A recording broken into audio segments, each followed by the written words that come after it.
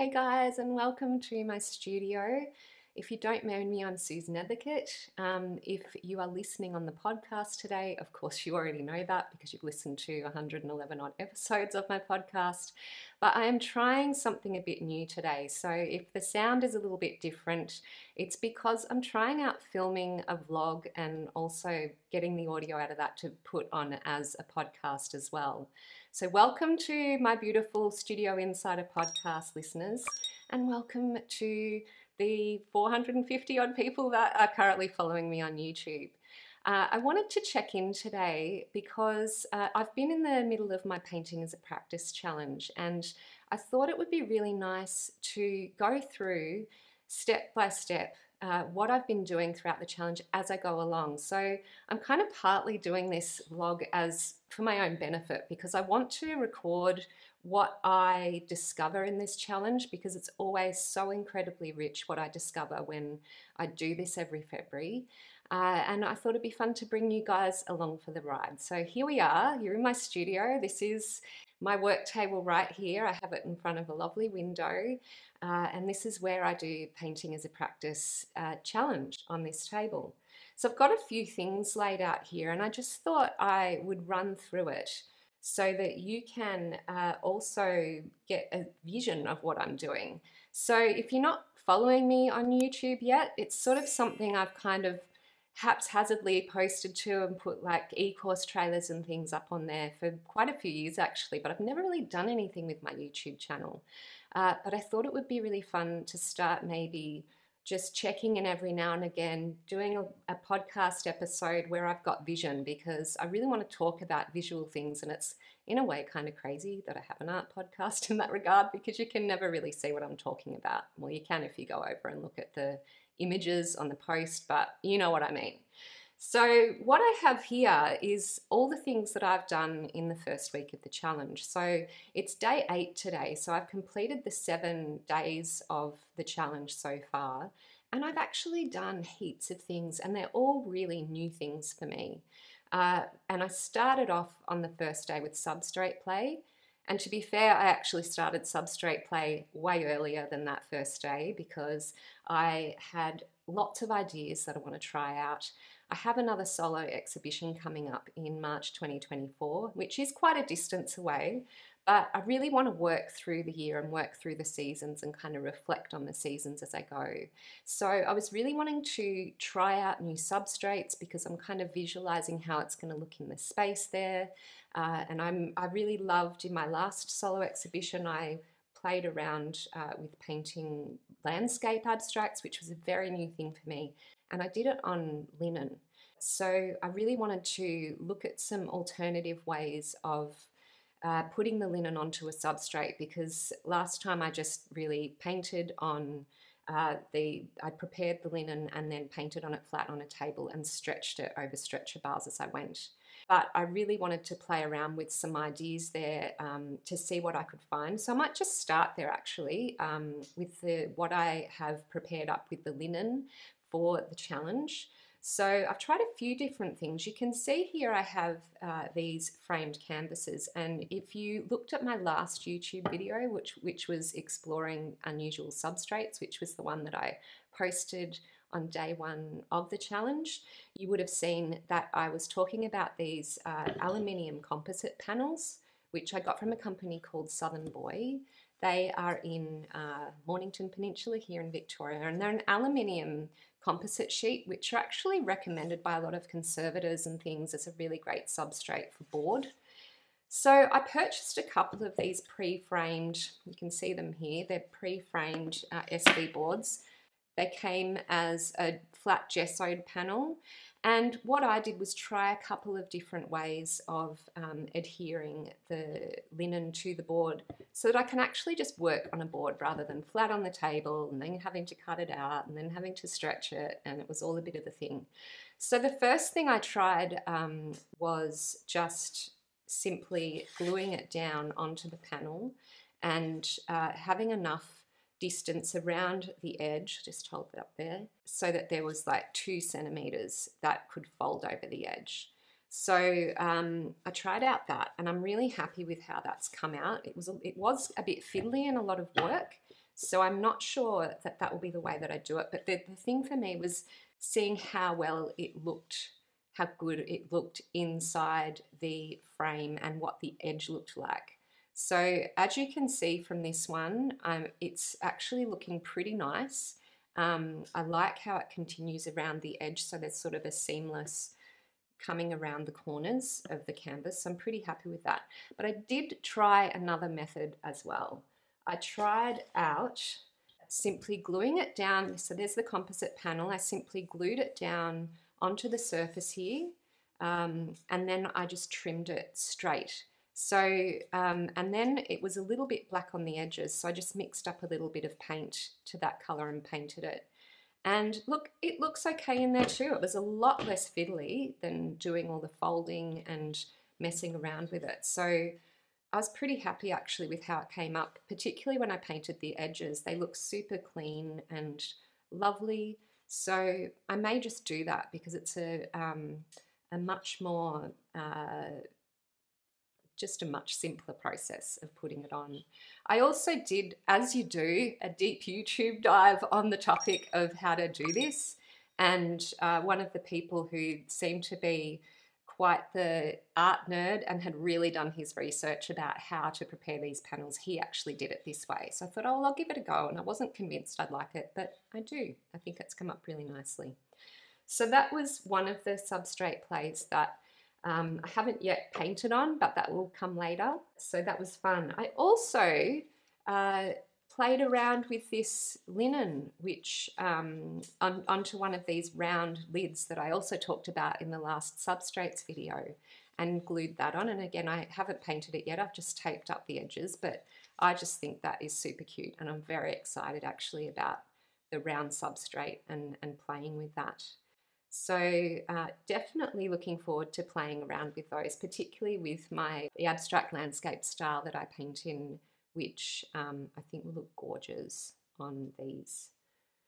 I also have got a few more of these lids that I painted, and I used a couple of different products actually. And I just wanted to show you because I tried out these products on both the wood blocks and also the panel. I'd only actually use one of the products on the panel. But you can see here that the colours are actually quite different in the finish of these. So these ones here, I'm just going to go and grab those products. So the products that I used were Golden GAC 100, or GAC, I call it GAC, which I've seen a lot of artists using to prepare timber panels. So I sort of had kind of thought that will probably be what I end up using, because it seems that's what everyone's using. And I painted quite a few of these things up, and then I realized they actually came up quite yellow. So this is pine, and I'm assuming that this one is pine, although I'm not sure because it was a lid from a jar from Kmart.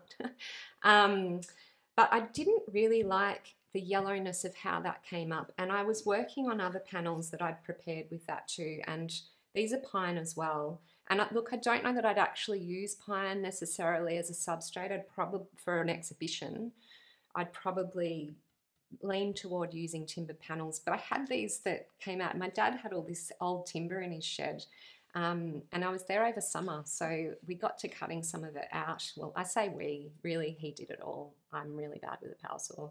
So I just thought, well, they'll be fun to play around with in the challenge, and I can just experiment with playing around on the wood. But you can see here it also has that very yellow finish, which pine can do anyway. But the thing that I discovered, which was really interesting and I thought would be really valuable to share with you guys, is I did these ones on this side with Liquitex Clear Gesso. And this is quite a different product. The GAC 100 is very glossy and almost like PVA in its consistency. So you get a very smooth finish. Whereas the Liquitex Clear Gesso, it actually has an additive to it that's quite grainy, so it gives you a bit more tooth on the surface of the panel, which I quite like because I use a lot of wax pastels and Inktense pencils and mixed media things that you want a bit of tooth there to pull the pigment off the pencil or the crayon. I did a few of these panels in the Liquitex as well, And look at the difference. I mean, they are so different. This one is so much paler. It feels better as well. Like it just doesn't feel as shiny. The finish on it just feels really nice. And also you can sand it back if you don't want as much tooth on it. So I'm really glad that I tried those two out because I actually much prefer the Liquitex as my primer. And so I went ahead and primed up my birch panels that I purchased as well. And here's a round one too, although I'm really tempted to put the linen on this as well, but that can totally happen down the track. But for today, I will just talk about what I've done in the challenge. So that is the day one. Well, it was more than day one. I did a lot more than that in day one and so I obviously prepared a lot of stuff in advance for the substrates and ordered things. So, but that was sort of the sum up of that day. And I think that's really valuable stuff that I discovered. Okay, day two, the prompt was first layer fun. So I had a lot of fun painting on this panel here, which you've seen before because I just had it up before. And yeah, I just did some really lovely loose layers, and my whole thing with the timber and what I've been wanting to try out with this challenge is actually working on timber in a similar way to how I did with my abstract landscapes for the exhibition last year, in that I let a lot of the linen peek out of the just different areas of the canvas and had raw linen, and I absolutely loved that. There was a really beautiful textural element to that that really, really satisfied me. And I also love sort of muted linen-y tones, so it really sits well with me. So kind of the next obvious thing that I felt like was to explore for me was these timber, doing it with timber, trying it out and seeing how that would work with timber poking out rather than the linen. So that was my first experiment that day, and I also wanted to work really loose and super loose. So I had a lot of fun with playing around with that. As I'm saying this, I actually can't remember if I did these on day one or these on day one. Anyway, such is my brain. But anyway, I did a very similar thing on both. Yeah, I absolutely loved working on it. I'm not hugely in love with how it's dried. There's sort of a flatness to this that I'm not quite sure what I'm going to do about yet. I mean, obviously I've done these other collage elements that I'll talk about in a moment. But I guess the thing that I'm not liking about this is the yellowness of the timber. So my next port of call will be to explore it with a birch panel where the timber is much blonder and less of a yellow colour. So that was a great exploration. I should say the things I played around with when I was working on this painting were I used acrylic paint, I used Inktense pencils, and I used Caran d'Ache water-soluble wax pastels. So that was super fun. And if you want to see the individual days of the challenge, you can find them in my YouTube shorts just below, because I'm posting all of those to Instagram Reels and to the YouTube shorts each day. Well, not each day. I should mention actually that I figured out a few years ago that in doing the painting as a practice challenge, that it was really important to me to not try and do 7 days a week because it just became too onerous. It was really stressful trying to keep up with all the family stuff on the weekends, trying to cram in a painting session and then getting the video out. So I decided a couple of years ago to just do weekends, to take weekends off so that I just paint for the 5 days of the week and then I don't paint on Saturday and Sunday. So I did skip out the 2 of the challenge days. And that's why I call the painting as a practice challenge a soft challenge, because I don't want anyone to feel like it creates stress in their life. I want it to be fun to turn up to myself. I really have created this challenge for myself, and it's something I love to share. So I love to share little tips like that with you as well, to not put that pressure on yourself. And it might be that for you, if you're participating, that doing the weekends and not the weekdays work for you. So it's whatever works for you. And that's what I love about the structure of this challenge being a soft challenge. Okay, moving on. So day 3 of the challenge was etched. So, and I'm pretty sure this is the one I worked on at day 3, although I can't guarantee that's correct because I get a bit lost in the days. But I'm pretty sure this is what I worked on. Again, it was very, very similar to this one over here that I did the day before. And I find it's always really good to repeat and refine things that you've worked on throughout the challenge a few times to just get to know what you're exploring, because all this loose paint work on the timber and using the mixed media on the timber is it's not something I've done before. So I just want to repeat that a few times and see how that works. So again, these blocks were prepped in the golden GAC 100, so they have that yellow tone to them, which again, as I've said, I probably wouldn't prepare them again with that, but there you have it. That's what it is this time. So, and you can see in here, I'll just hold it up a bit higher so I can show you. You can see in here that there's lots of these little etched elements that I just did into wet paint with a skewer. And again, I also used lots of Caran d'Ache water-soluble wax pastels and the Inktense pencil as well. I haven't mentioned that I taped all of the edges because I'm guessing that that's pretty obvious from what you're seeing. The green tape around the edges is just a painter's tape. So I just wanted to make sure I keep my edges clean. So that was a really fun thing to do again, but on a smaller surface. And I should talk about that for a minute because I find it really, really challenging to paint on tiny little surfaces. So I thought, and I've done this a few times with paper particularly, where I actually join them together and work on them as one composition and then pull them apart. And part of the reason I love doing that is you get really surprising compositions when you pull them apart and they're not all same, but it also just allows me to be a bit looser and a bit freer because there's just more surface area to play with. So that was a super fun day, and again I will talk about the other elements on the top when I get to that. So the next, just pop that down there. So day 3 was a Friday, which was etched. So I skipped out the Saturday and the Sunday. The prompts for those days were begonia and swaying in the breeze. So I skipped those out, although I kind of bummed I didn't do begonia because I'm working a lot with inspiration from our local begonia festival for this body of work. So I'm testing out ideas that I have to see if they're going to work out. So I might go back and do that at a later stage. So I came back Monday and the prompt was a bloom in a stroke. So I encourage you to just pop down below after you've finished watching this to see that YouTube short. And what I was doing was painting a bloom in a stroke onto brown, this is acid-free craft paper. I love acid-free craft paper. It's like my new obsession.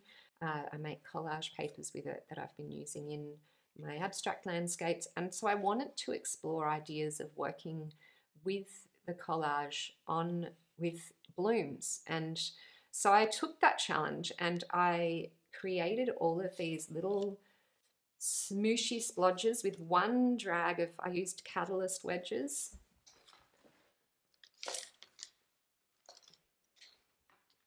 These are catalyst wedges.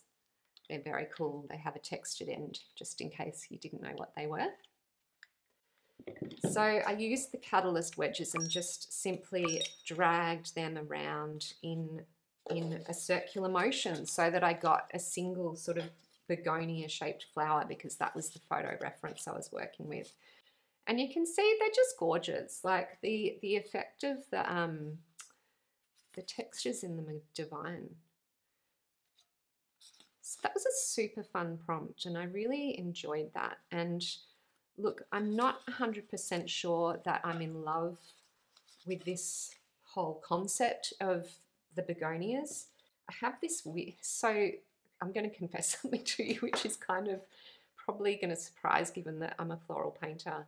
I really don't like painted round flower forms and I have avoided them a lot in my work, which I'm not sure why. They just haven't appealed to me for some reason. So the challenge in this challenge for me, I'm really wanting to explore how can I create a round bloom shape and texture that pleases me. So this was, and I'm really pleased with these, how they came up, and they were super fun and easy. So, so that's what I played with for a bloom in a stroke. The next day was paper only. So all I did was cut these guys out. So that was a really, really simple, easy thing to do. Don't really need to tell you apart from that, like I try to sort of cut them out so that they're kind of a bit wonky. I don't want them to be, you know, hugely exact. I try to keep them as loose as possible. And then I just played with arranging them onto the surface of these two panels. So the thing with collage is so much of it is about arrangement and getting your placement right. So I just played with them for ages, moving bits around, trying different ones out. You can see that I've already stuck these ones down, and with these ones I have just placed them. I haven't done that yet. But the hot tip I have for you for this is when you're putting them down, just arranging them, and you find a really good composition, take a photo of it because they always get knocked and moved and blown off. So if you've got a photo reference, it's always really easy to go back. So that was what I did for scissors only. And, oh, sorry, paper only. Scissors only is coming up, so I'll probably have another collage day that day. And the next prompt that I finished on day 7 is this little one here, which, well, it's not that little. So this one was scribbles. So I was really working with remaining really loose on this panel and just allowing I was working mainly with Caran d'Ache water-soluble wax pastels and also Inktense pencils, which are, these are the Caran d'Ache water-soluble wax pastels, and these are the Inktense pencils here. In case you're not familiar with those, they're really great for working in mixed media. So I had a lovely time just really scribbling into the surface, and you can't actually see all the scribbles. I was kind of a bit disappointed after this one because I then went and wet quite a bit of the area, and so it's all sort of turned into paint, and I'm a bit disappointed with how that worked out. But that's the whole thing. Like, if you don't try stuff out, you don't learn. And I really wanted to just explore doing a substrate in those really scratchy, scribbly, loose strokes, and then other things are going to happen on top of it, which I don't even quite know what's going on top of this one yet. But I will also mention, I actually, after I had put the GAC on this one, I've gone, I don't really like the yellowness. I went over it again with Liquitex gesso, clear gesso, and I actually much prefer the tooth, and particularly for working on that mixed media. So that was actually a really good learning for me and something that I also wanted to share with you. So that brings us up to the end of week 1, which is 7 days of painting. I only did 5, but I feel like I've discovered heaps in just this 1 week. And that's why I really wanted to share it with you, because I want you to know how powerful doing a challenge like this is. I don't actually think that many people are doing the challenge this year. I've been checking out the hashtag and I'm not seeing a lot of people posting, which is absolutely fine with me because I predominantly do this challenge for myself. But I did want to share with you how valuable carving out a month in your practice can be just to explore new things, because this is going to be a really juicy and powerful jumping off point for me with my exhibition preparation, and I'm going to have a much clearer idea of what I'm going to be creating in the body of work I'm going to do over the next year as a result of what I've created here. Just even the substrate exploration has been really, really important. So I hope that has been helpful for you and inspired a few ideas in you. I am, as I said before, pretty new to this whole vlogging thing. I am just trying it out and seeing how it goes. I'm really glad I talked that through with you, because now I'm going to be able to look back and remember all the juicy things that I discovered. So thanks for busting in on sort of my private journaling session. And it's kind of appropriate, I think, for Studio Insider, for anyone that's listening out there on the podcast. I don't know how much of this talk has made sense as a podcast because I had visual and I was able to show you. So please do pop on over to my YouTube channel. I probably should have written this down before I got on the video, or at susan.nethercote. Anyway, if you search Susan Nethercote on YouTube, you're likely to find my channel and find this video. And I will, of course, link directly to it in the show notes. So you can pop over there. So please do like the video and subscribe if you're liking what you're seeing, because I love the idea of doing more of these Studio Insider videos that give you a real inside look into what I'm up to. But I'm not going to know if you're going to want that unless you come over there and check it out and leave me a comment and let me know if it's helpful. Anyway, I'm planning to be back in a week's time. We'll see how I go with that. So make sure you come on over and tell me if you want to see more. Okay, guys, thanks for watching. Thanks for listening, and I'll catch you next time. Bye.